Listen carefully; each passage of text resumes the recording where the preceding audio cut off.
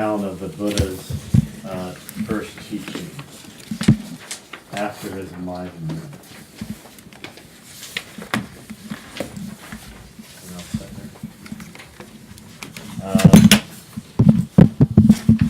So we're going to jump ahead in our story because we haven't even gone through the Night of Enlightenment yet. But after the Night of Enlightenment, when the Buddha realizes the sort of ultimate truth of everything,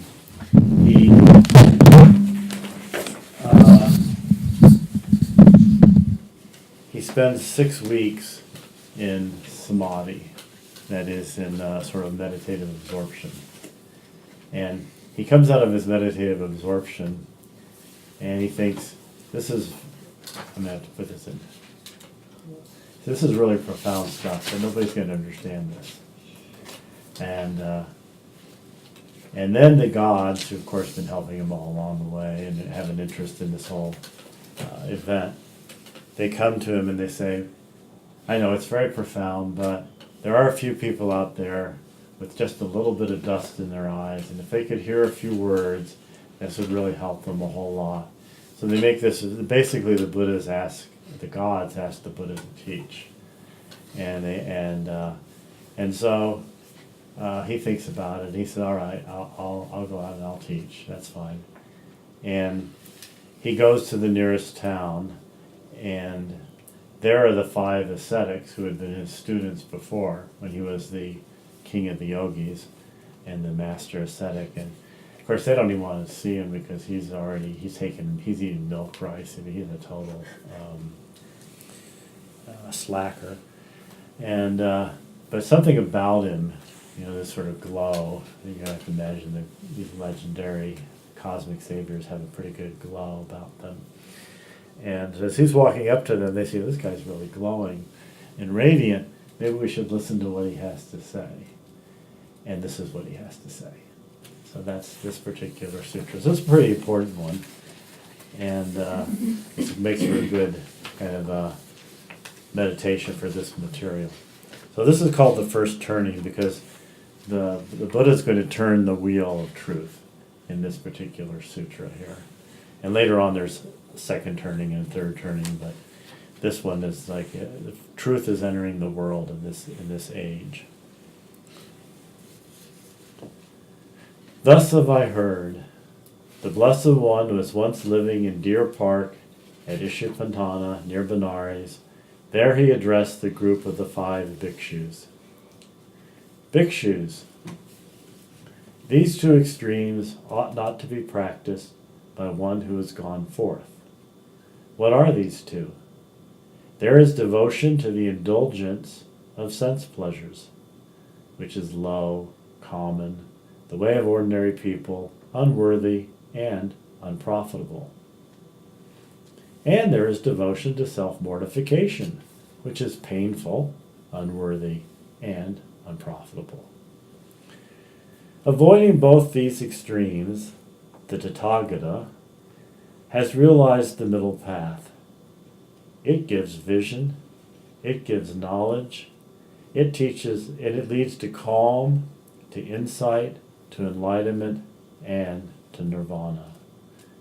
And what is that middle path that gives vision, that gives knowledge, that leads to calm, to insight, to enlightenment, and to nirvana? It is simply the Noble Eightfold Path. Right view, right understanding, right speech, right action, right livelihood, right effort, right mindfulness, and right meditation. This is the middle path realized by the Tathagata, which gives vision, which gives knowledge, and which leads to calm, to insight, to enlightenment, and to nirvana. The noble truth of suffering is this. Birth is suffering, aging is suffering, sickness is suffering, death is suffering. Sorrow and lamentation, pain, grief, and despair is suffering. Association with the unpleasant is suffering. Disassociation from the pleasant is suffering. Not to get what one wants is suffering. In brief, the 5 aggregates of attachment are suffering. noble truth of the origin of suffering is this. It is this thirst, this craving, that produces re-existence and re-becoming, bound up with a passionate greed. It finds fresh delight now here and now there, this thirst for sense pleasures, this thirst for existence, for becoming, and for non-existence. The noble truth of the cessation of suffering is this. It is the complete cessation of that very thirst.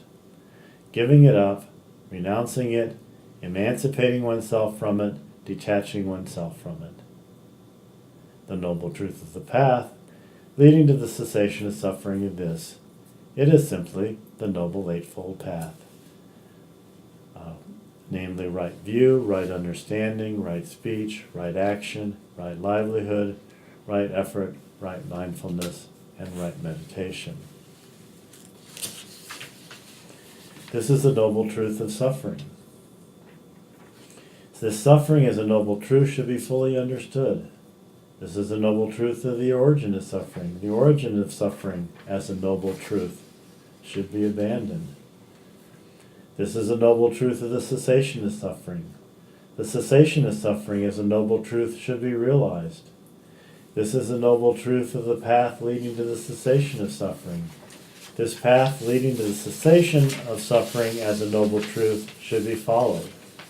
Such was the vision, the knowledge of wisdom, the science, the light that arose in me with regard to things not heard before. When my vision of true knowledge was fully clear regarding the Four Noble Truths, then I claimed to have realized the perfect enlightenment that is supreme in the world, with its gods, its Maras and Brahmas, in this world with its recluses and Brahmanas, with its princes and men. And a vision of the true knowledge arose in me thus. My heart's deliverance is unassailable. This is the last birth. Now there is no more becoming. Thus the Blessed One said. The group of 5 bhikshus were glad, and they rejoiced at his words.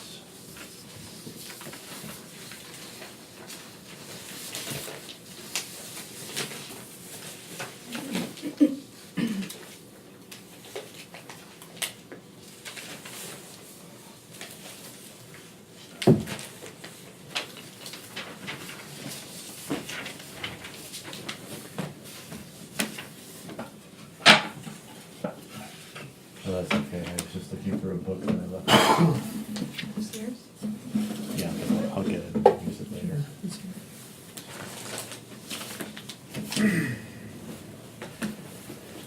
So this was the Buddha's first sermon, one of his first sermons, and you can see he's a lot of things we could say about this. In fact, as we go on in the course, we'll talk more about it. I could not explicate it all in the time that we have, but I will point out a few things. That the first of all is, of course, this idea of the middle way. This is very key in Buddhism. That in Buddhism, we're stepping away from the worldly life, and yet we're not leading a life of self-mortification in any way at all. So between those two, you want to detach yourself. So you don't want to detach yourself by going from one extreme, indulgence in sense pleasures, to another extreme, hating sense pleasures. You know, a la, say, medieval cleric style. You know, that's just going to make you weird in a different kind of way, but you'll be just as trapped as you were before. So the whole idea is not to be attached to anything, either worldly things or getting rid of worldly things. So it's a little trickier on the middle path, because it's basically more about not being attached than it is a specific thing you do or you don't do. So that's the idea of the middle way. And he notes here that the one extreme is devotion to indulgence, which is really, you just have to turn on your television set to see that world. Everything all the worldly things are all based on any magazine you pick up. Everything is a certain level of devotion to highlighting the best possible sense pleasures. You sit there and you look through your Apple News, 20 exotic places I could go and have a wonderful, it's a big cult. And that's ordinary, and people get attached to it, and the key word here is he says it's low, it's common, it's the way of ordinary people, it's unworthy, yes, but most of all, it's unprofitable. It is not going to get you anywhere, and it's not going to wake you up. In fact, it's going to put you to sleep. It's what's keeping you asleep. Similarly, if you start getting into some sort of, I'm never going to travel, I'm never going to enjoy good food, I'm never going to have a relationship or whatever, you go on the other extreme, that is it's painful, it's unworthy, and likewise unprofitable. It's not going to get you anywhere. So the Buddha is very practical. He's like the most practical person that could be. And the practical way is to avoid either of these two extremes. And that is the middle path. And that leads to calm, which is like shamatha meditation, where we just relax and let everything be still and quiet. But even if you meditate a little bit, even just now, you feel a little bit of that calm. And as you become calm, you also become collected.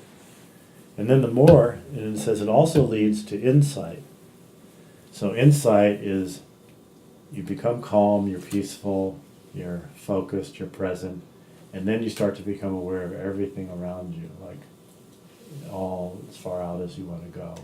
So all the world around you, you become aware of that. So your whole sphere of awareness isn't just the calm of like I say a trance meditator where your eyes are closed and you go into some deep inner state where it takes some time to rouse you out of. But here we're calm, but we're awake, we're present. And not only that, but it's insightful because you see everything around you. And if you see everything around you, you're going to have some insight. You're going to notice things, right? It's going to lead to calm. It's going to lead to insight. It's going to lead to enlightenment. You're going to wake up in a profound way at some point. And nirvana, which is complete awakening, where there's no going back to being confused. So that's the path. That's the middle path. And it's a sort of little progressive touch in there. And so what is this middle path? And the middle path, he's broken it down into 8 aspects. And we'll cover this more in detail later on. But they are right view. So the first thing is you have to understand how things work. And that's what he's telling you. So the Buddha's teachings are helping you with the right view. What the Buddha is telling you is all right, this is the way things are. And if you get that, if you understand that conceptually, intellectually, that's right view. But beyond, that's what the Buddha can give. In fact, that's all a teacher can do. Unfortunately, the teacher's only good for the first part of the Eightfold Path. Teacher can tell you what's right, or this is the way it is. Whether or not you understand that, that's the second part of the Eightfold Path.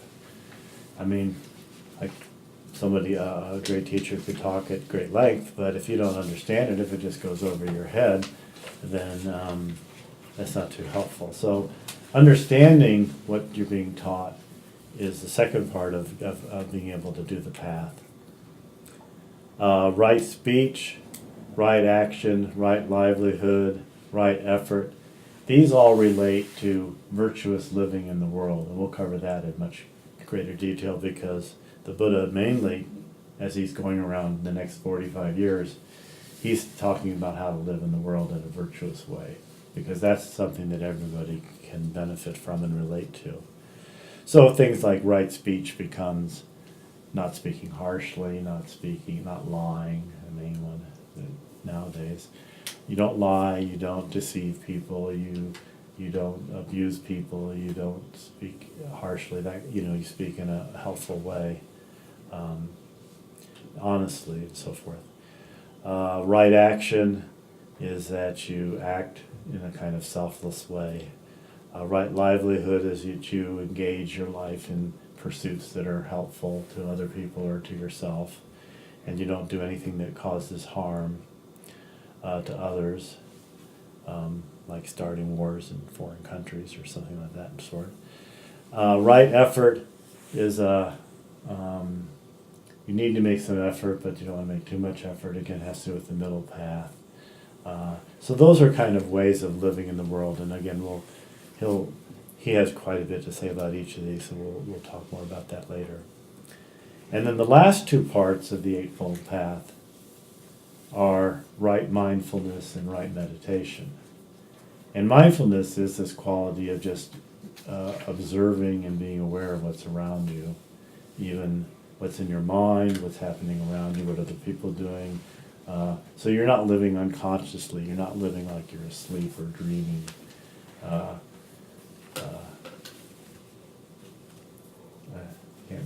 saw some T-shirt the other day that was,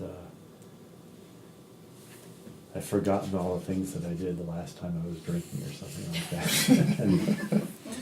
And that situation where you wake up one morning and you realize, people say, oh man, you were quite the person last night, and you remember nothing of it. Except in the Buddha's view, that's your whole life. You know what I mean? It's like you wake up and you know it's time to leave this world, and everyone goes, wow, you were quite the man, and you go, what?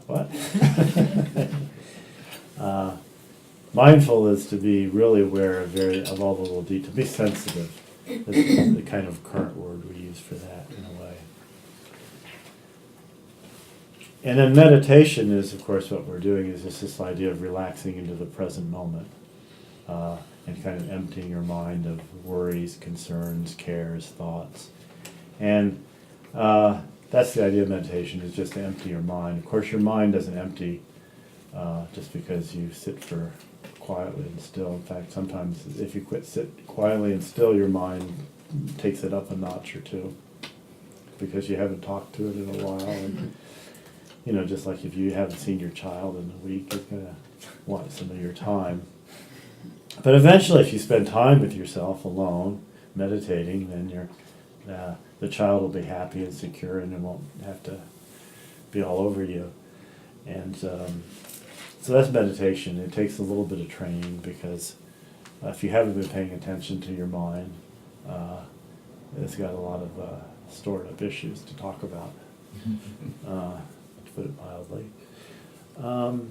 So that's the practice, and that's the middle path that the Tathagata, the Buddha, the thus come one, is offering. And what does this path do? It gives you vision, so you can see clearly. It gives you knowledge, so you know what to do. It leads to calm, to insight, to enlightenment, and nirvana.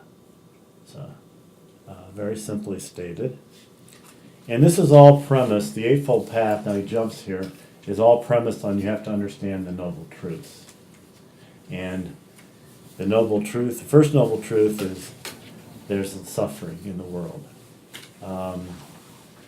There's a lot of suffering in the world. It's inescapable.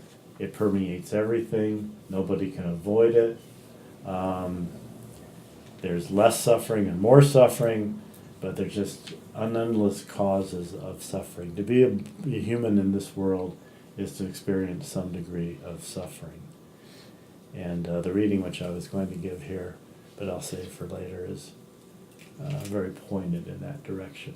And it's sort of similar to what the Buddha himself in the life story experienced. You know, old age. So there's the suffering caused by impermanence. Things are always changing. We would like to get things set and have them stay set in a nice way. But does that happen? No. I mean, as soon as you buy a nice house or you buy a nice car, as soon as you buy a nice house with a nice car, new house, new clothes, new lover, whatever it is you accumulate, they start, deteriorating over time. Your car starts to get scratches on it. Your lover doesn't seem to be quite the saint that they first were. And then everything is sort of in your house is starting to fall apart. And everything, the whole thing is, everything is always changing, and not in a good way most of the time. And then sickness. So it's not bad enough that things are just going downhill. There's entropy and so forth. But there's actual pain. I mean, there's all sorts of painful kinds of things. Physically painful, your body's physically painful, there's emotionally painful. People are in all sorts of different kinds of situations create actual pain, and pain is quite distracting, and it just upsets anything so you're having to deal with that issue as well. There's just the pain and the sickness, and some of these pain situations are chronic. You know, people having to it takes up, you get cancer, you're in for years and years of not just the physical pain of the cancer itself, but the pain of having to deal with the American medical system, which is actually worse, I think, than the pain of the diseases we might get. And it just snowballs. Pain has this way of snowballing and pulling everything in your life into it. And then death, we don't even want to talk about that. That we will when I find that book, because that's what it talks about. And then, of course, if that's not enough, impermanence, pain, death. You also have just sorrow. You're losing things all the time. Things that you want, you can't have. Things that you have, disappear in your life. People leave you. You leave people. I mean, the whole thing is, as I said, permeated with suffering. And then he goes on from that realization to the realization that the whole structure of who we are, the five skandhas, the form of this world is permeated with suffering. The feeling of this world is permeated with suffering. The perceptions of this world are permeated with suffering. Our ideas have suffering within them. And then when we put it all together in our kind of like, here I am, consciousness, all that suffering is all boiling over like a big vegetable soup with all sorts of unpleasant things in it. So the suffering is deep, it's ineradicable, it's in the whole structure of things. It's not just some,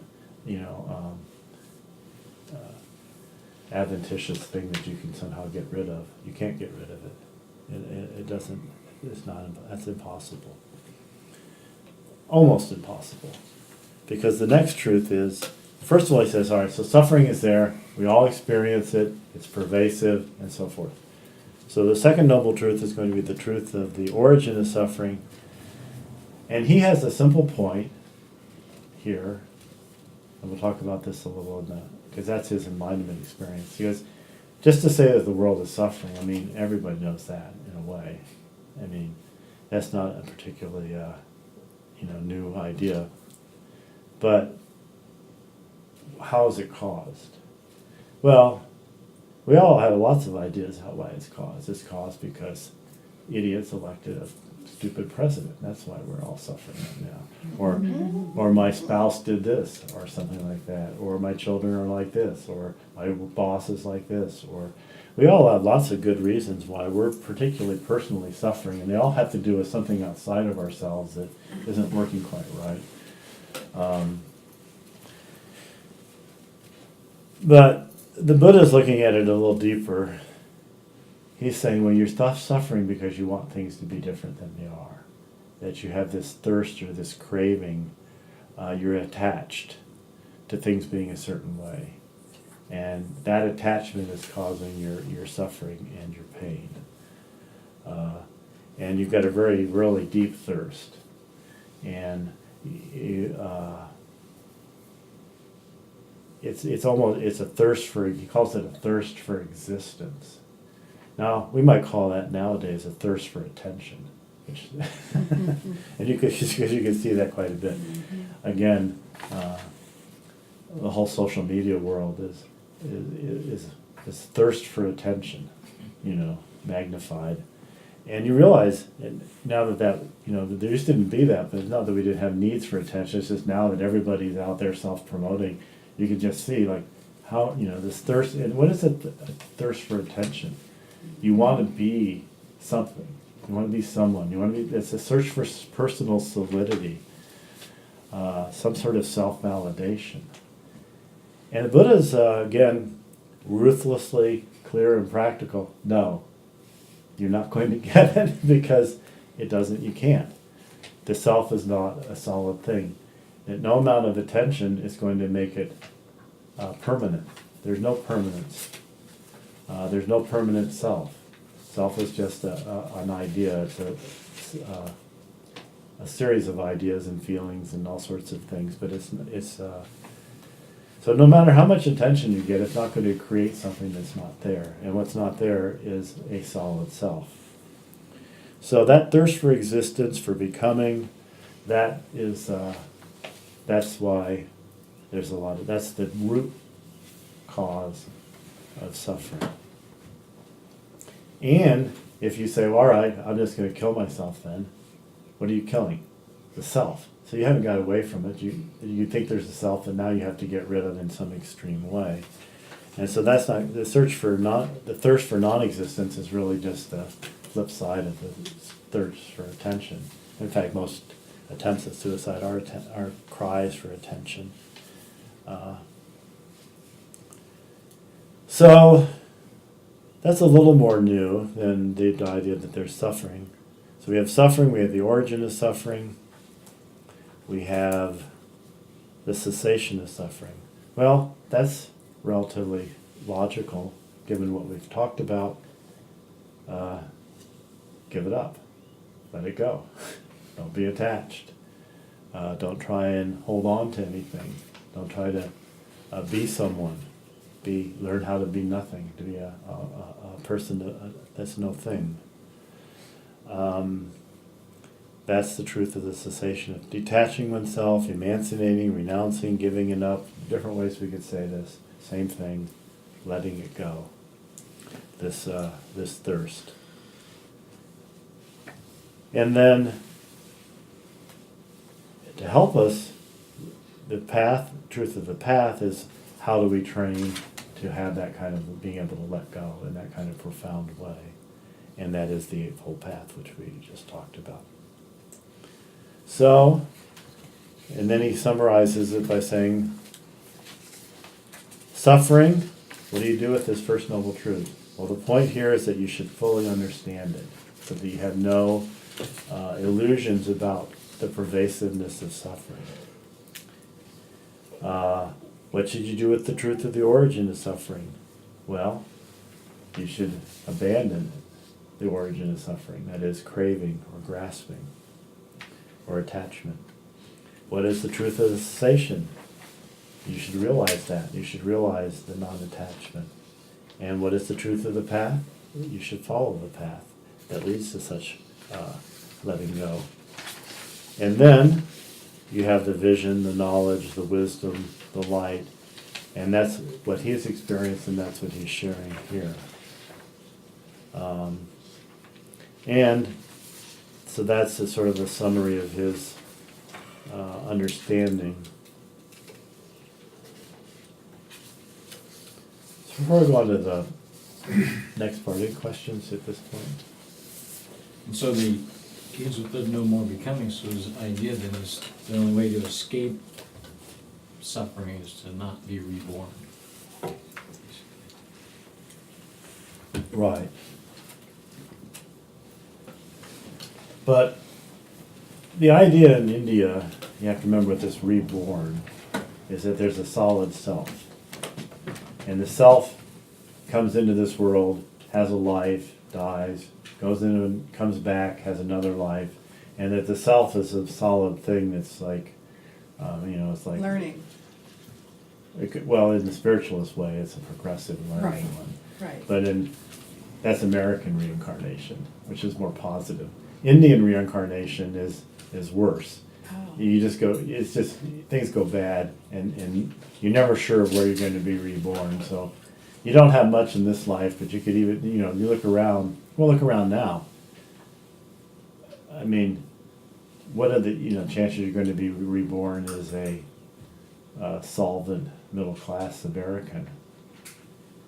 There's like 1/10 of 1% of the world population. Mm-hmm. And of course, in India, it's even worse than that because, in the West, they never considered you could be reborn as an animal or an insect. But in India, they like to get into, you know, how many insects there are and how many animals and how much they suffer and on and on and on.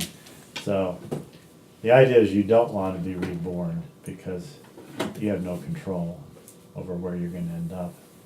And the amount of situations that are really bad is greatly outnumbers the situations that are even modestly good. Mhm.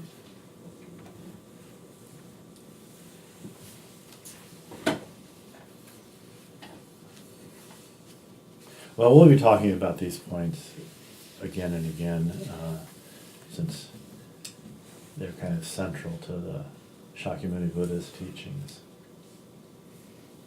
This, sometimes it can sound so negative, and someone might say, well, yeah, life's tough, but it's not all that bad. Or someone, though you could try to design, like maybe you're a New Age philosopher. You'd say, well, okay, the point is, don't worry about stuff that might or might not happen. If you lose something, just let go of it. But meanwhile, the things that you do have, go ahead and enjoy them. But the more you enjoy them, the more you'd hate to lose them. So, is there a way to really to solve this without just actually doing what the Buddha says and just following the whole process? You have to completely let go. I mean, that's the Buddha's solution. I mean, he means completely, totally. Total self-surrender. Anything short of that is going to bring you back Yeah. at some point. And playing mental games with yourself, a la New Age style, Yeah. is not gonna. It's just a delay thing. So you're just wasting time, deceiving yourself. Yeah. The amount of the possibilities for self-delusion are endless. Talking yourself out of it, and the Buddha's he's just giving you the straight, like a doctor. He refers to himself as a physician. He's a spiritual doctor. He's going to tell you what it is. Yeah, you've got pancreatic cancer. You're going to live about 3 more weeks. There's nothing I can do about that. He's not painting a nice picture of it at all. He's just telling it straight out. And that's the same. That's what he's doing with the suffering, and that if you really deeply meditate on the suffering in the world, it's unbearable. And we have to, in a way, numb ourselves from it, not think about it, which is because it's and nowadays with the media, we're so aware of it. Every little suffering, in the world almost gets presented before us. And so many people, they can't even read the news anymore because it's just endlessly depressing to be confronted with so much suffering and you can't do anything about it. And people are, all sorts of horrible situations. You can't do any, people and just on and on and on. So yeah, we're in a good way to appreciate that one. There are times in the past where, for a period like, say, in the 1950s, they'd just gone through a period where suffering was right in their face, and everybody decided collectively to push it away or to repress it. You know what I mean? There are periods of cultural repression, like the Victorian age in America or 1950s. But you know what happens, and how long those periods last, and how do they end? Well, the Victorian age, which was the most sustained effort to repress bad things ever, ended in World War I. And where did the 50s end up? They ended up in the Vietnam War and so forth, and then it's had all the turmoil of the 60s. Repression is just intensifies and delays, and so when it comes back, it comes back. And you see history that way. There are periods where we want to forget unpleasant things, and then there they are, right back in our face again. So the Buddha's trying to work at a deeper level than that, where he's going to get at the real heart of it. Part of the middle-way detachment is that you're always engaged in any event. You're engaged when things are pleasant, you're engaged when things are unpleasant. You're sort of So you're not missing out on anything. You're not missing out on unpleasantness, but you're not missing out on pleasantness either. You're appreciating whatever's there. Appreciating in a sense of apprehending, of noticing and being engaged in. That is definitely true. It's not that because there's so much suffering in the world, we can't enjoy eating coffee cake in the morning or drinking, have pleasures and things of that sort. We enjoy everything as it comes, but our eyes are open, so we're not grabbing at things to try to get us out of this state of awareness. We're not trying to put ourselves asleep in some kind of nice way. At the same time, we're not necessarily dwelling on how bad things are and just spinning off Or on that. denying what's beautiful. Or denying what's pleasant. And It's just to take things as they come for what they are, and to see them as they are, and enjoy what we can enjoy, and live with it, and so forth and so on.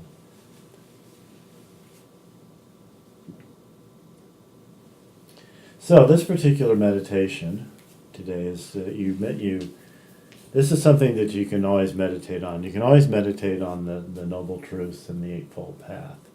And, the more you practice, you can still come, you've been practicing 100 years, you can go back and you can still get new insights into suffering.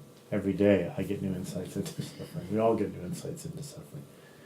And we get insights into how we can see better how people get themselves into it. Now, it's always easy to see in other people, but that's a good place to start. Like, you can see how so-and-so over here has messed his life up, but you can see the choices that person made, and that's, of course, they, going out with that guy, she knew that was what was going to happen to her. How could she have, and so you can see other people, how they self-delude themselves. Of course, it's much harder to see it in ourselves. And so we can always see the origin of suffering, and that perception can get better and better. And then we can also slowly, with practice, learn how to stay out of, step back. That we don't have to jump into everything. That we can just step back.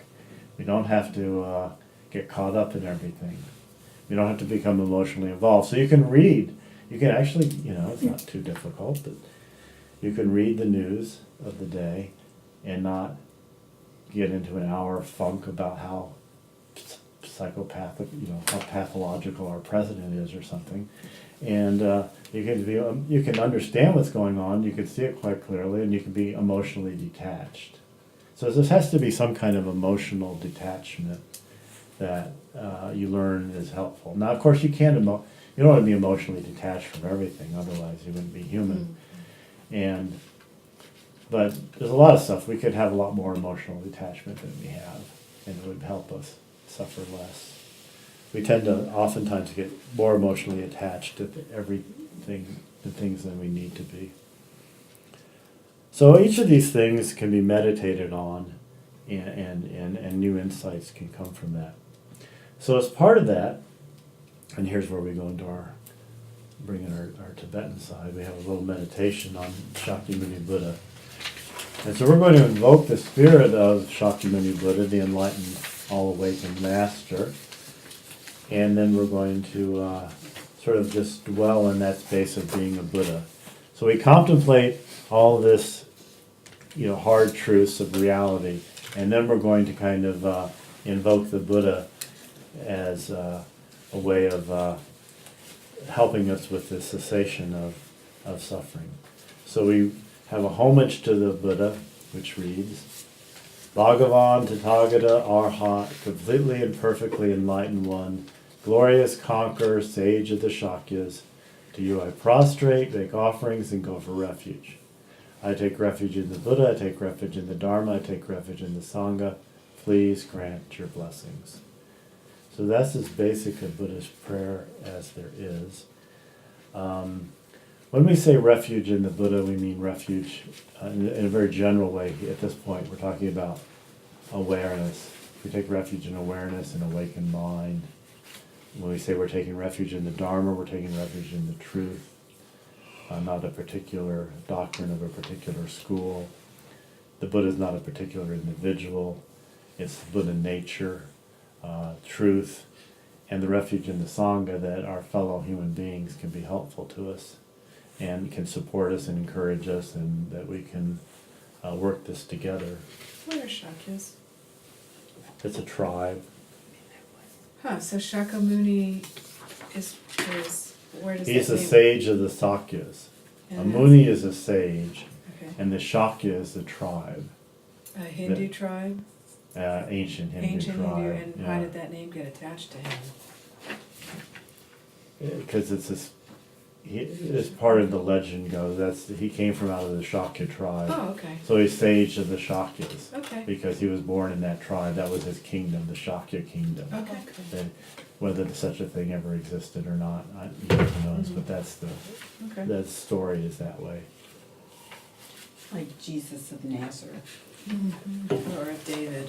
Yeah. Or there was a great New Age person in the 19th century, Andrew Jackson Davis, who was like he was actually the father of the New Age movement, unknown now, but very important person in the 19th century, and he came from Poughkeepsie, New York, and a terrible name for his town, obviously, and he would go in mediumistic trance and give high level teachings. That was his, and he did this starting when he was about 19. He was quite an amazing person, really, although Victorian, so he's very flowery. You know. But his detractors would always call him the seer of Poughkeepsie. Dear. And that was, here we go. Here we have Andrew Jackson Davis, the seer of Poughkeepsie. So that's sort of like Sage of the Shakyas, but a little less complimentary.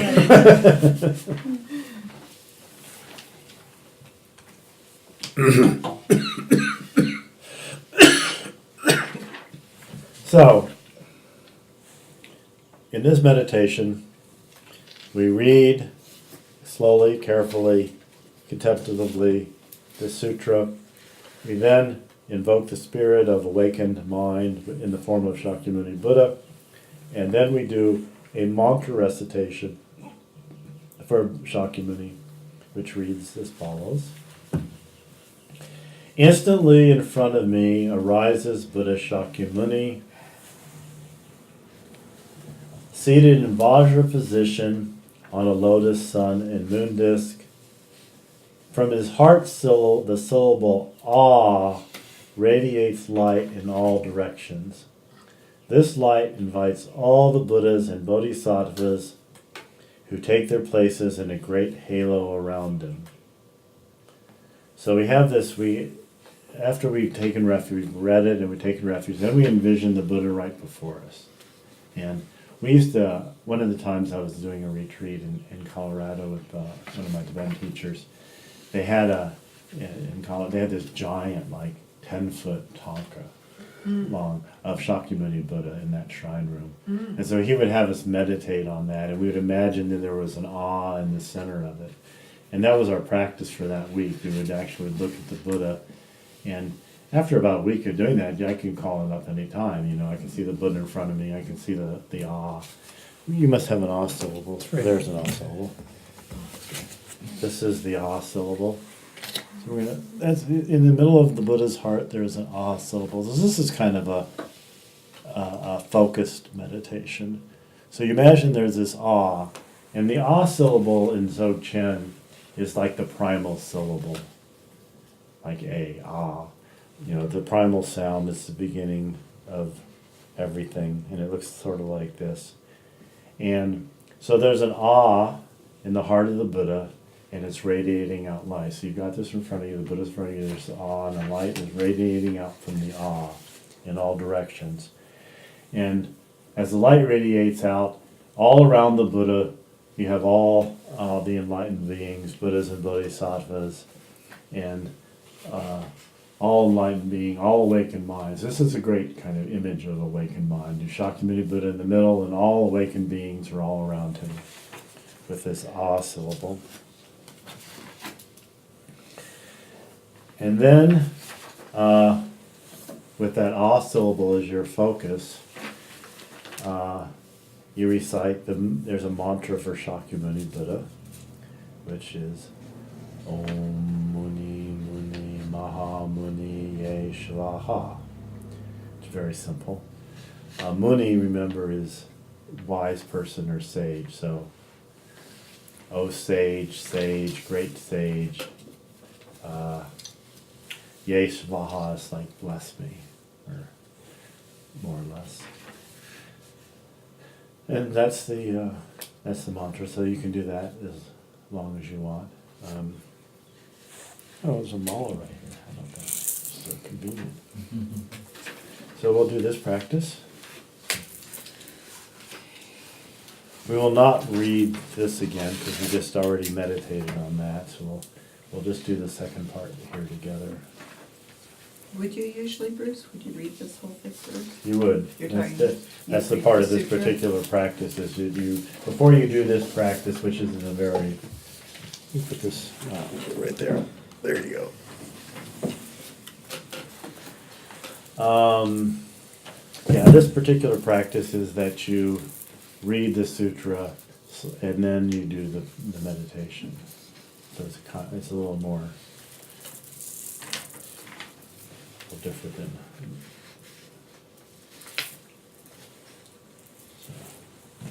So, we'll sit for a couple minutes and we'll start this.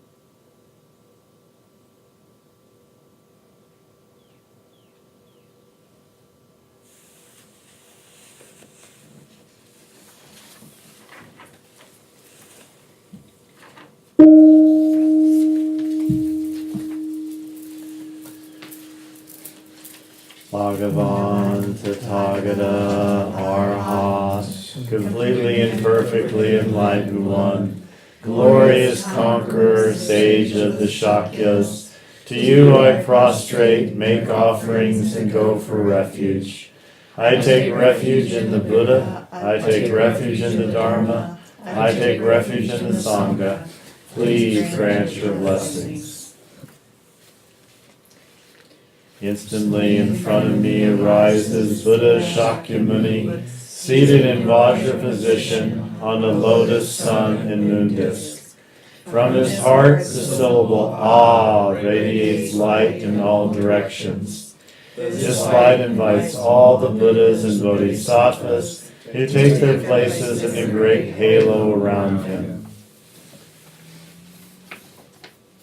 Om Muni Muni Maha Muni Ye Svaha. Om Muni Muni Maha Muni Ye